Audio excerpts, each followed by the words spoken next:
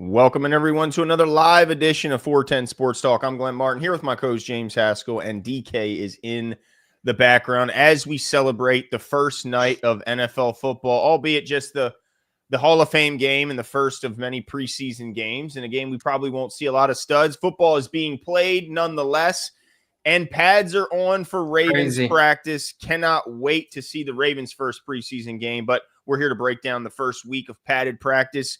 Jimbo, how you doing tonight? Good, man. I think that today, being the Hall of Fame game is the initiation from now until February. I believe we will have NFL football every week. There we go. Crazy every week, to think fellas. about. Nick, what's going on? Kevin, appreciate you coming out.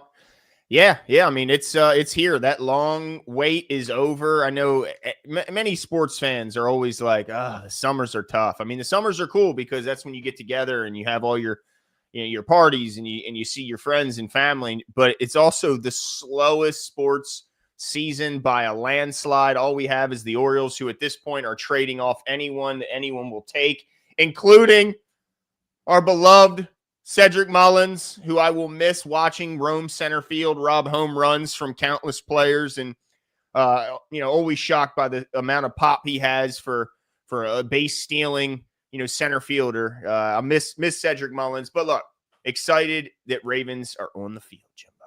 Yeah, no, absolutely, and I'm excited to get into it. Now, I think we should probably start with a Ravens player that will miss the field for a little bit, right? Is that where you want to start? I guess that's fair. Yeah. Isaiah Likely, the Ravens star tight end, gets carted off the field in what was this? Day 2 of practice, I believe. I believe it was day 2. Yeah, either way, carted off the field with a foot injury, later diagnosed with a broken bone. Will miss at least 6 weeks. If there is hope that he can make it for week 1, since it did occur so early in camp.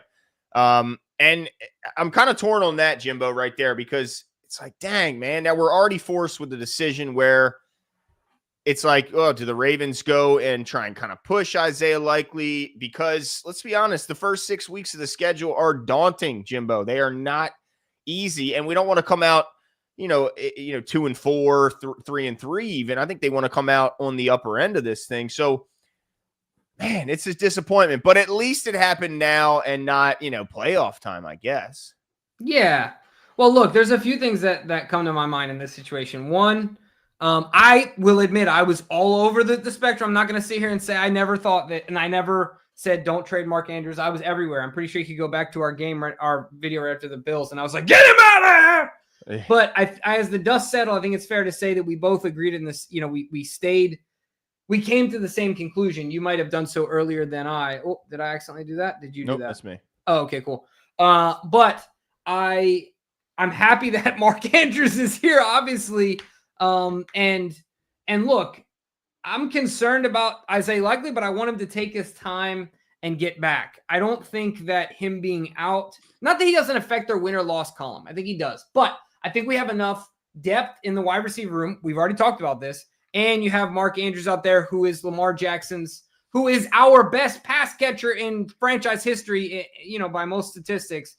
So I think we're going to be fine for the first 1 to 4 weeks, however long it takes him to get back. Now, when he gets back, I would just prefer that he's 100%. So I'm worried and concerned about him, but I don't think that this is detrimental. I think that Nick Wright is a goofball with an aging tight end and wishes he had Mark Andrews. But, I'm concerned, but still, I'm glad for all of us. You don't have to say it out loud because sometimes saying things out loud is hard. But I know for all of you who till today wanted to say trade Mark Andrews are happy that Mark Andrews is here. That's all I'm saying. Yeah, no doubt. No doubt about it. Thank goodness he's still here. And look, it's disappointing for Isaiah Likely. He's had a great camp. This was the year he was expected to really kind of break out, even though most Ravens fans already know the type of player he is, but more on the national scale that he was expected to break out. Expectations were that he was going to even potentially come to a long-term agreement with the Ravens, especially after the Jake Ferguson deal in Dallas made it like a lot of stuff was similar about the two players, like their production level, that when they were drafted. And it seemed like they kind of laid the groundwork for a potential extension for Isaiah here. And then the injury happens. Now, this doesn't I don't think in any way stop the Ravens from wanting to extend him if that's what was their plans. But it's still, it's a bummer for him nonetheless. Apparently he's in good spirits. Found out he does not have to use a crutch. They're going to use some other form of stabilization and support while he heals. But yeah, thank goodness, man. And not just Mark Andrews. I mean, yeah, Mark Andrews, I believe, was the highest.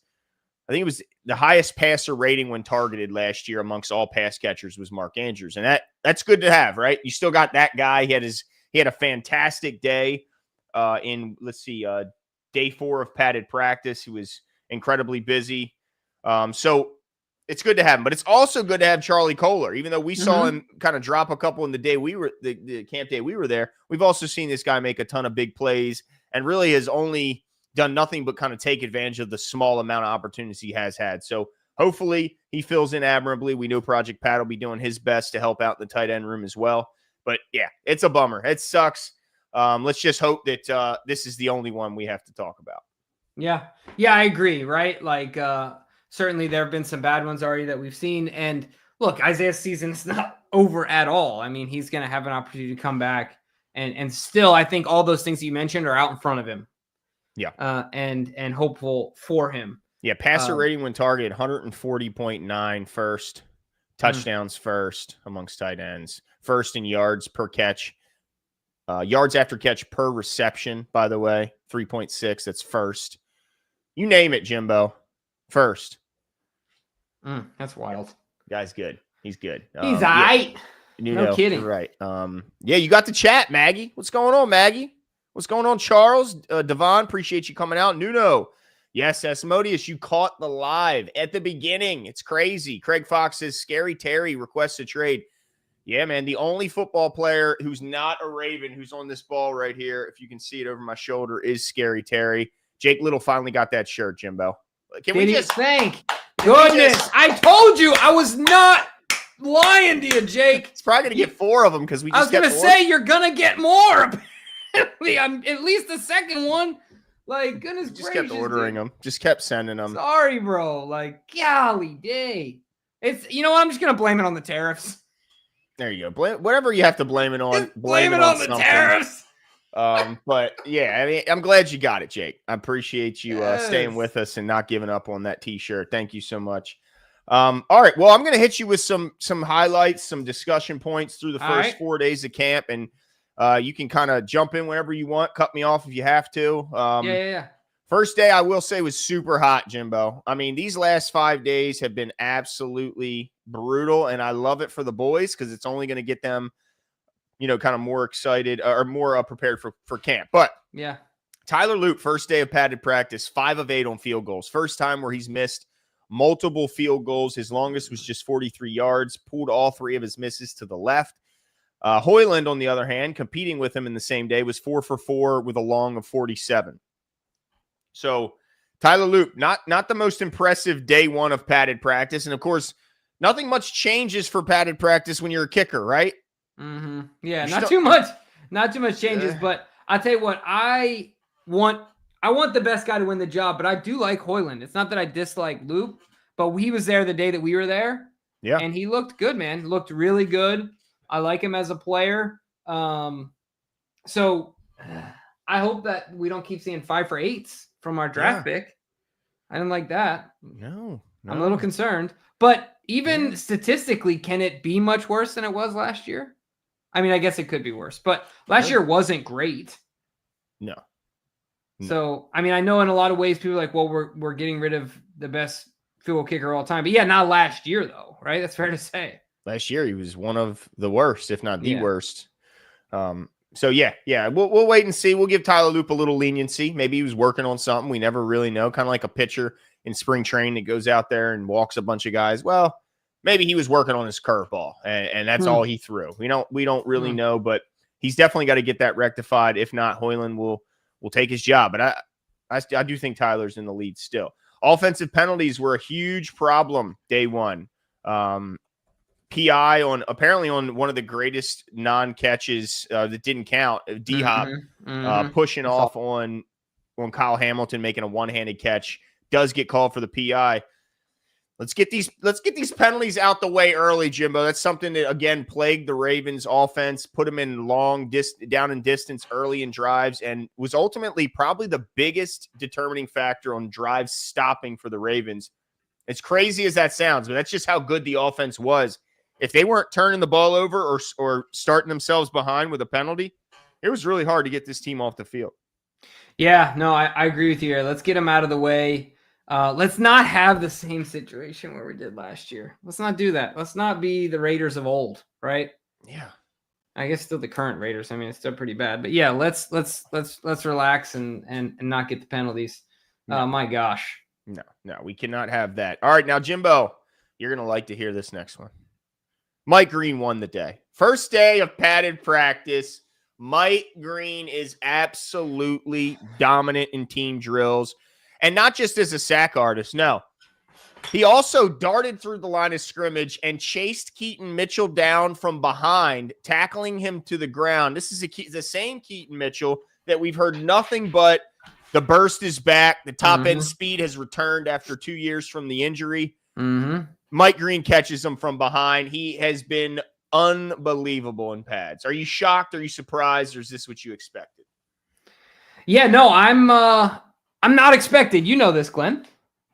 I mean, I went out there saying he's our best pass rusher in the room. Yeah. From the day he got drafted. So not surprised. Okay. And we need it. We need the pitcher that we can throw out there for 7 innings in the playoffs and know he's going to get it done. We need the mid-range jumper. We need the guy that can get a bucket when we need it. We need a guy that can get a sack early in the third quarter in 5 minutes left in the fourth quarter when we got, a 5-point lead and they're driving, right? Like we need that guy. And I think Mike is going to be one of those guys. So not surprised and looking forward to more. Yeah, no doubt. This guy, like you said, like sack numbers can be just a little bit. They can be. They don't always sell the whole picture because you're right. It's about those big downs. It's about those third downs where we need to get off the damn field, and it just seems like we haven't had a guy in those moments who's just said, you know what, you don't need to draw up a blitz, coach. Just I'm going to beat this guy in front of me, and it just doesn't matter what he does. He's going to lose, and I'm going to beat him so quick. I'm going to disrupt the play. And let's hope Mike Green is that guy. We'll hope for it. Yeah, but, and look, I know that I've got beef because I had to eat some beef because of Odafe Oweh, but like double-digit sacks are cool, but 3 against Gardner Minshew, 3 against the Browns in the last week of the season, it's like, okay, like what about the playoffs? What about, like you said, those those moments? It's about the moments. We remember Doom doing that. You remember Suggs doing that. Obviously, other guys, Bullware doing that. I mean, it's the moments, dude. It's the moments, man. You're right. 100%. That's it. That is it. And then I touched on it a little bit earlier, but I gotta reference my note here. No shock. Day one, pads come on. Who shows out? Mark Andrews, right? I mean, pads come on. Who gets half of Lamar's catches in day one of practice? Mark Andrews. He goes. Right, no surprise.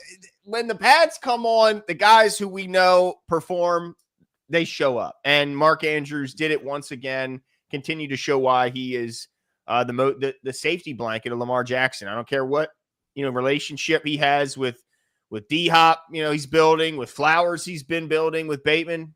All them guys are all chasing the Mark Andrews relationship. No doubt about it. He is still his safety blanket. Also, Bateman did miss practice, but it's just due to illness. So nothing serious. Jair missed due to swelling, but then returned the next day. Let's see. D-line had a big day. Metabike, Peebles, Ojabo was flashing out there, Jimbo. I know you love to hear that. And then also to wrap up day one, Oweh and Carson Vincent got into a slapping match, a little bit of a scuffle that was quickly broken up. I like to see a little bit of scuffles out of Odafe, though, because he doesn't strike me as a guy who plays with a lot of fire and I mean, he plays a good motor, but I like a little anger in my DNs, Yeah, absolutely. I think Mike might fit the bill. I don't know much about Mike, but the way that he plays is, he looks like an absolute savage. Yeah, out there. Exactly. That's what we want. I did see a clip too of him absolutely destroying someone. I don't know if anybody can find that. I'm going to get rid of this. So day 2, Hoyland was the only kicker kicking. No Tyler Loop. He went 5 for 6 with a long of 50, or no, long of 48, missed the 51-yarder, was his only miss. The best offensive day for camp so far, and what a shock. Lamar Jackson continues to feed Mark Andrews. And Lamar had an 80-yard touchdown run on the day as well. So big day for the offense. And then look, I love seeing this. I've been seeing it constantly, Jimbo. Our guys, our 2 wide receiver buddies, Tez Walker, big day with pads. And that's what we wanted to see. We didn't want this to just be 5-on-5, 7-on-7 shit. We want Tez out there going up against the ones. He's getting first team reps in a lot of occasions, and he's doing his thing. Same can be said with Dayton Wade. He had 2 highlights from Lamar Jackson today. An absolute dot over the shoulder. He catches it in the breadbasket. Both our young guys, are making catches. Going to continue to make the job of Eric DeCosta very difficult when making roster decisions, because it's not just them 2. LaJohntay Wester apparently is the steal of camp, even more than Mike Green is what I'm hearing. And I'm like, whoa. Where are we going to fit all these guys, Jimbo? How many receivers are going to make this team? Seriously, I mean, that is the question, right? Because, man, you think about – it's interesting they said that about Wester, because, I mean, it wasn't that you were knocking or anything. We just didn't get an opportunity to see much, is I think ultimately what it was. So it's a bummer we haven't been able to see that yet in person. But all that being said, if you consider him the steal of the draft, then, man, yeah, how many – at that point you got – I mean, that's 6 locks if you're calling him a lock, right? Is my math right? Yeah, it is. You got. Just really quickly here. You got Zay, Bate, Hopkins. Oh my gosh, Tez. Those are 4 for sure locks. Then you add him to that. Wester, Tylan Wallace. Who am I forgetting? I've got to be forgetting somebody. Dayton Wade. And well, I mean, like guys that I would consider locks, right? Already. So if you consider Wester a lock. I hope, man, Wade has always had an uphill battle. I think it's been his whole thing, his career, but all he's done is produce in opportunities that he's had. So I hope he gets a shot here, man. Yeah, no doubt. I love that. The problem now in Baltimore at wide receiver is, man, we got a bunch of good ones. Who the hell are we going to keep in this scrap heap? Different time in Baltimore. Love to see it. Also, Roquan Smith, we've seen him talking a lot with the national media. Did get his take on some anonymous front office member saying he looked out of shape and slow to start the season. Seemed to take offense to that, and went out there and dominated. Padded practice, had a sack early, was busy in the backfield chasing down running backs, and also made a fantastic play in coverage where looked like would have been a mismatch, but no, not for Roquan. Roquan makes the play, knocks the ball down. And so Roquan seems like he's on a mission to kind of prove some doubters wrong. I mean, he's like, I mean, I ended up Pro Bowl, All Pro. I mean, I don't know what much more you can do. He was the 2nd rated linebacker in this year's edition of Madden, only behind Fred Warner. But apparently he's out of shape, and I love that they pissed him off. The more pissed off Roquan, the better. And I have to admit, I feel like he did come into camp when we went and saw him out there. He looked already in season shape. All right. Now I want to talk about Madden ratings for a quick second, Glenn, because did you see this? Yes. Kyle Hamilton? Yes. Are you kidding me? Kevin Oestreicher put this up. Kyle Hamilton is the 8th ranked safety in the NFL, according to Madden. The players that are ranked ahead of him, I'll just give you all of them. Jesse Bates, 95. Derwin James, 93. Xavier McKinney, 93. Buda Baker, 92. Minka Fitzpatrick, 92. Minka. Antoine Winfield, 91. Kirby Joseph, 90. Kirby. 90. You know what's crazy to me? Not a single one of these guys know in their hearts that they're better than Kyle Hamilton. Not one. In the deepest parts of their heart, they know that this is wrong.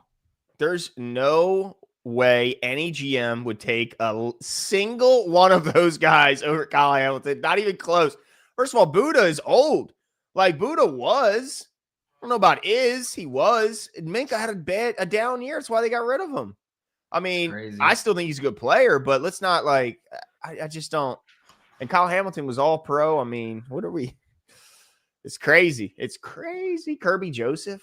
Really? Yeah, what are we talking about, dude? Really? Just I mean, every time I hear his name, it's just for bad reasons because he's got so many dirty low hits, and his record for taking knees out is insane. Yeah, that's crazy. Metabike got some love though. I think he was like top 5 defensive lineman in the league, which was cool. Yeah, shout out to him. absolutely. But also, I got to say, Brade has been laying the wood out there, Jimbo. He is smacking people left and right. He's been busy in the backfield. He's flying all over the field. Apparently, Keaton Mitchell's been getting hit a lot by a bunch of different guys.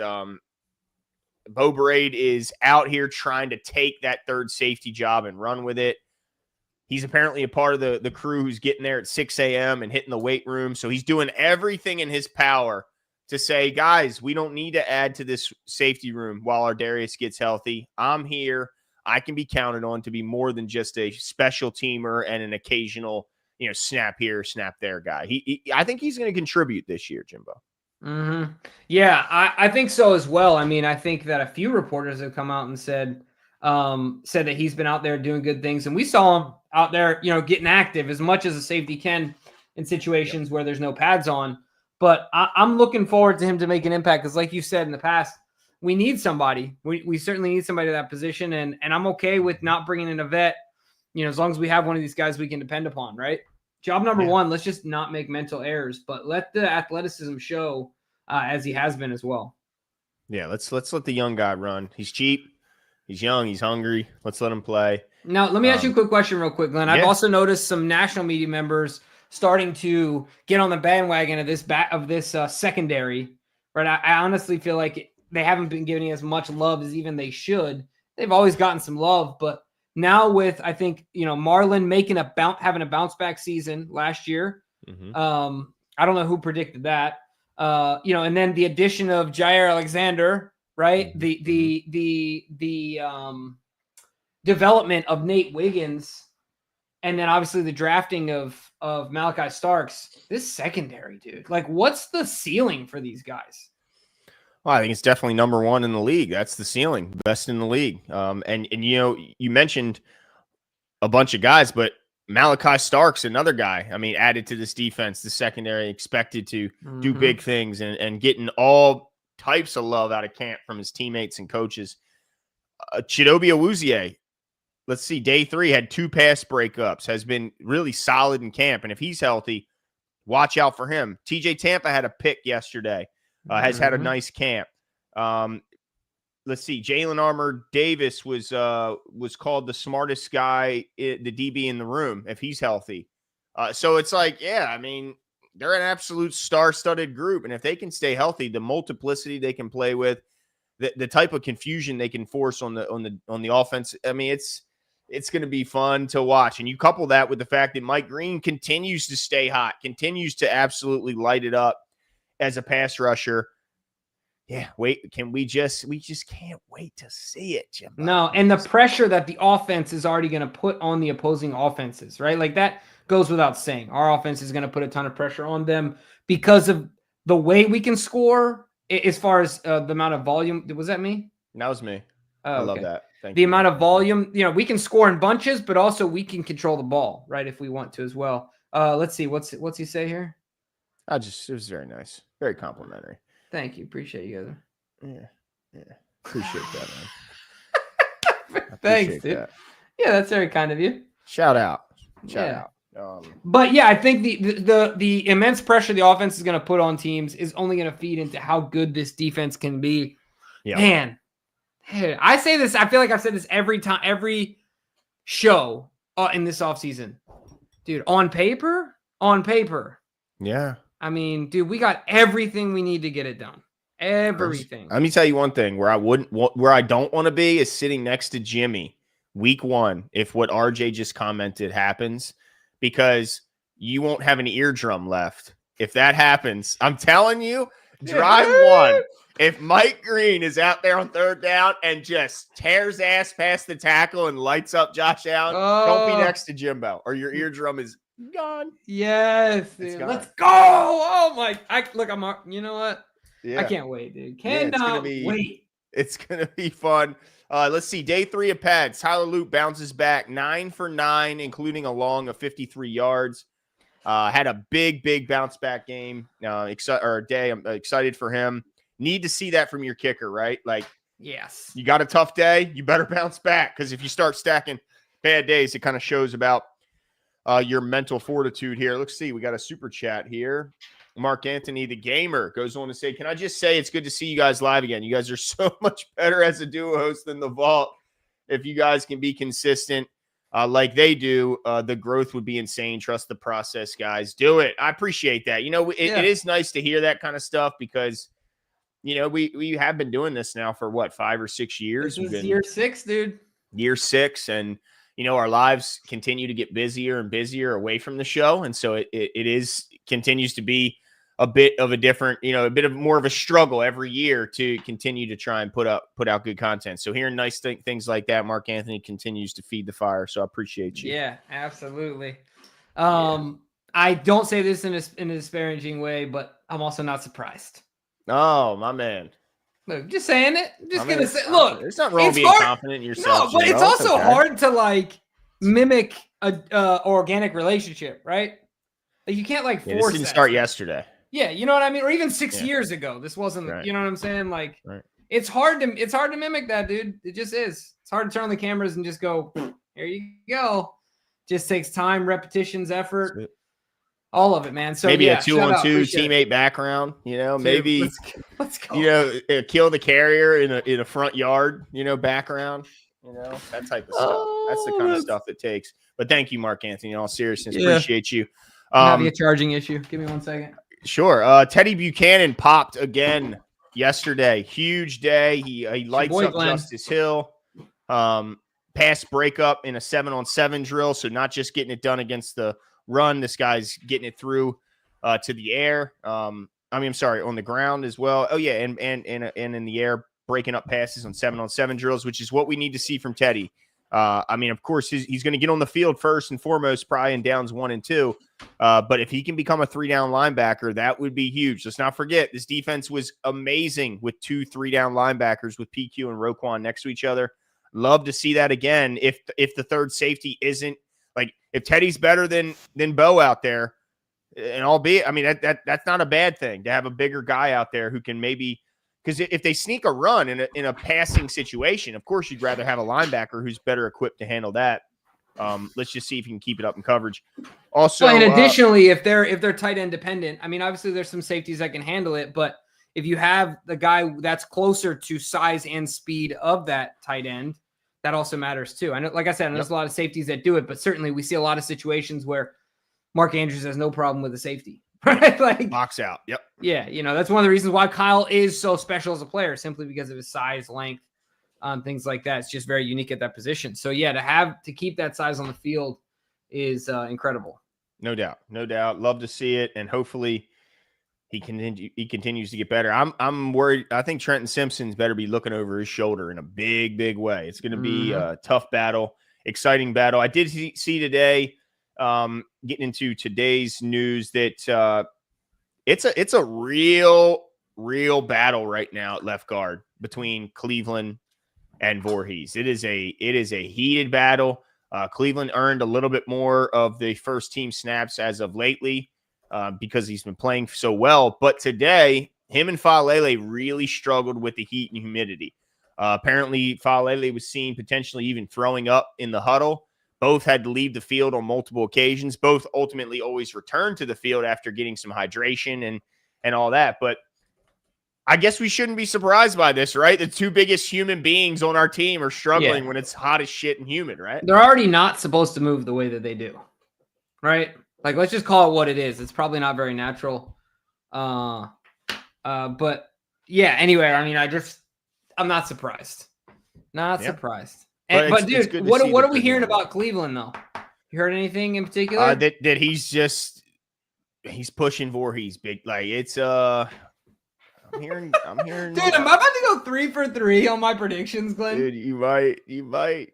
The biggest question mark that we didn't bring up in more recent discussions, but we did bring up initially, was it's still unknown about what his penalty will be with the DUI. And if he is facing a few game suspension, I think the Ravens will quickly shift all their focus to preparing Voorhees to be the day one starter.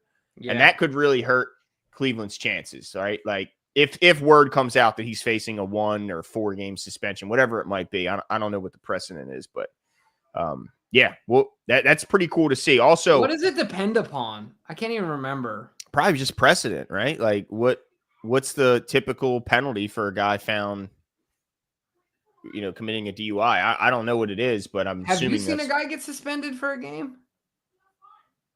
We just don't have DUI problems, so I don't know. We'd have to, maybe DK can find something if he can see if there's been a recent DUI issue. Yeah, because I can't remember one. I'm like I said, I'm not concerned about it.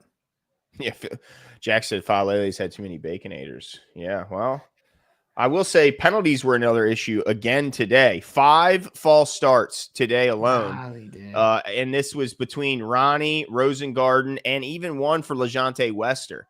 Like, as a wide receiver, it just pisses me off when you have a false start. You're watching the ball. You're not even listening. You're watching to wait to see the ball move. What the hell are you moving early for? Mm-hmm. Just drives jitters. me crazy. Just jitters.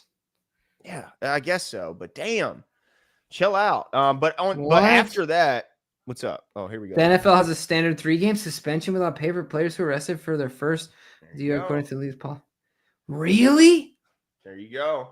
No, dude. There's... Why? Let's not act like a DUI isn't serious. People can No, of course it is. But I'm just saying that, I feel like you always see them pop up in the news every offseason for guys, and you just I don't see the suspensions. Well, I know one thing. Attention. Rice better get a mean one if he gets straight. What are we talking about? Rice fled the damn scene and had another car come pick a bunch of a bunch of guns or something out of the trunk, and then was videotaped sprinting away from the scene. He's got 30 days in prison, right? Yeah, crazy. That's all he's got. I mean, people have done life in prison for less than that. Drunk driving is not people die from drunk driving. No, absolutely, Serious, absolutely. I'm not trying to minimize it. I'm just saying that I just didn't know that there was a suspension associated with it. Yeah, so if he is found guilty, I'm assuming he will face the same 3-game suspension, which obviously Voorhees will use to his advantage and take probably a lock of that left guard job. But hey, we'll wait and see what happens. Let's see. Apparently, Roger had a nice day. Roger Rosengarten shut down a nice spin move by Mike Green, and then also was praised very loudly and gregariously by his teammates and coaches for a nice blitz pickup on Kyle Hamilton's sneaky blitz. So got to give him credit. Second year, expect big things from Roger. After a good rookie season, I expect him to have an even better sophomore year. Both kickers went 3 for 4 today with a long of 39 yards each. Let's see if there's any other.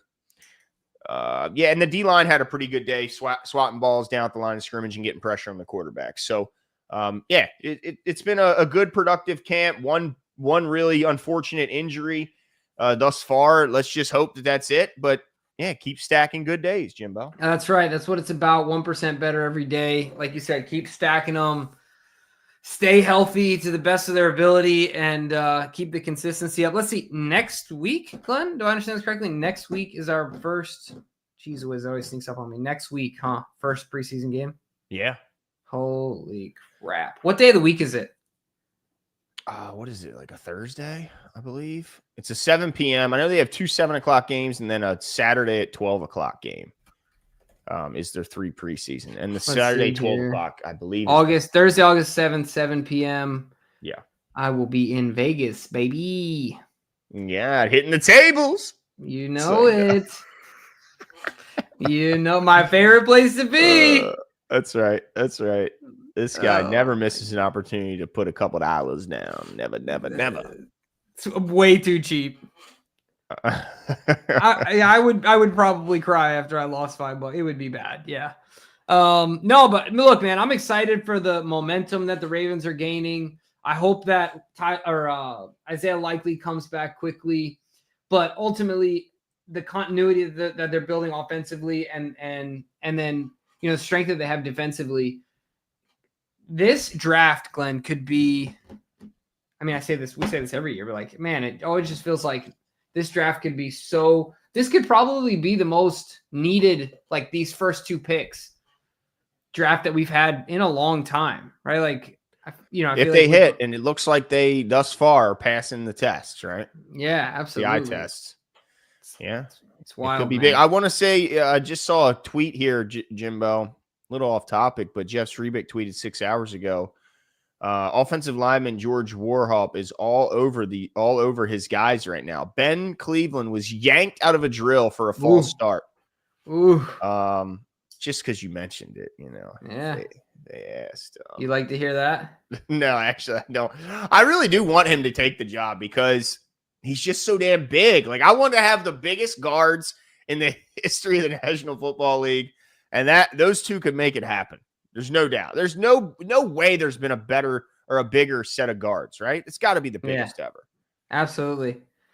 Now, did you see also, I just saw this come across Twitter, the new virtual measurement, the line measurement that the NFL is, I don't know if it's going to stick throughout the season or what the deal is, but they're starting to use technology when it comes to measuring the spot of the spot of the ball in the distance to go. Way. They're not going to use 65-year-old men carrying chains? I guess not. Really? Wow. That's shocking because that seemed normal to do in 2025, right? Like, yeah. Millions of dollars on the line. No, this is a long time coming. They need to bring technology to the field. It's ridiculous to have. Look, I get tradition and all that, okay, but you can't have a bunch of guys 50 plus stumbling over chains when you have millions of dollars on the line. I think it's a long time coming that we get technology in the pylons, at first down markers. I mean, it's crazy to me they haven't figured out a way to get this into a ball to where we don't notice it, like to track exactly the point of the ball, like where, like we should be able to do this. Look at the shit we're doing. What are we doing? We can't figure this out. Like, this is crazy to me that we still have 60-year-old men running around with actual literal chains. It's crazy. It is. It's wild, man. But Glenn, I'll tell you what, we got it all out in front of us as a team. I'm so excited. I say this every year, but this might be the most excited I've been going into this season. We've been war tested. And then this just feels a lot like 2012. Doesn't it? Feels disappointing a lot end. like it. You bounce back, and it seems like a determined group, Jimbo. I gotta say. Oh, and then quickly, before I gotta get your take. 3 hours ago, Jeff Srebick said that Brent Urban, defensive lineman, will be visiting the Ravens in the upcoming days. They are still considering adding defensive line depth, and Urban, who's been here on 2 separate occasions, is a favorite by the organization. So I'll ask you first, Jimbo. If they can only bring one guy in, Brent Urban or Christian Wilkins, go. Yeah, I think you take the known commodity in Brent Urban because even though Christian Wilkins is in the midst of a lot of controversy, he's going to get more money. Yeah. There's no way he's getting a minimum. He'll just reach out and grab it and take it. Yeah. You know what I'm saying? Some people grab life by the horns. Some people grab life by something else, right? Goodness. I mean, holy smokes. Gracious, dude. So why is a wild coming out? If you guys haven't heard some of the stories coming out about Christian Wilkins, and also the history of Christian Wilkins, those longtime football fans will remember as you see these clips. But you probably didn't realize this is all the same guy. And now the reports are that Christian Wilkins has been not just cut from the Raiders due to his unwillingness to get a foot surgery that they're recommending, but also some locker room drama. He was apparently on 4 separate occasions told to stop tickling his teammates' feet in the locker room, that it made them uncomfortable. And he been told this 4 times. He also kissed a teammate on top of his head, and then has multiple videos of him both playing in Clemson and playing in Miami with the Dolphins, where he is grabbing opponents' genitals while in the dog pile. Checking people's oil. You don't want. I mean, if you just look it up, Christian Wilkins at Clemson, it's pretty disturbing to watch what he does in a game where he's playing Ohio State. It's nationally televised. Like, the audacity to think you can get away with it is insane. And then, to hear the tickling of the feet, and then, I mean, I know that a lot of people like Christian Wilkins' talent, and they see his production. They go, man, imagine that guy added to this team. But you do not want that type of energy added to the locker room when he's, assaulting people, sexually assaulting people on the field. Let's just call it what it is. If you saw those videos, those are insane clips of him just, it's crazy. So definitely Brent Urban. I can't wait to see him mic'd up on the next Wired episode. I love seeing that. It'll be sad to not see Michael Pierce sitting right next to him like we're used to seeing. But I would love and welcome a return of Brent Urban as some depth. Yeah, and he's going to make a big he's going to swat a ball in a big moment and do the whole Matumbo finger wag. It's going to happen. So, it's going to be interesting to see what the Ravens do here. But when you said swat a ball, I thought you were still talking about Christian Wilkins. Oh, gosh. But I didn't know. A lot of excitement around Baltimore Ravens training camp. Keep sending good juju to this team, that we stay healthy. Let's hope likely makes a good recovery. And let's get prepared for our first preseason game. Of course, that will be next week. But that's all for us tonight, folks. We will talk to you soon. Have a good one. See you.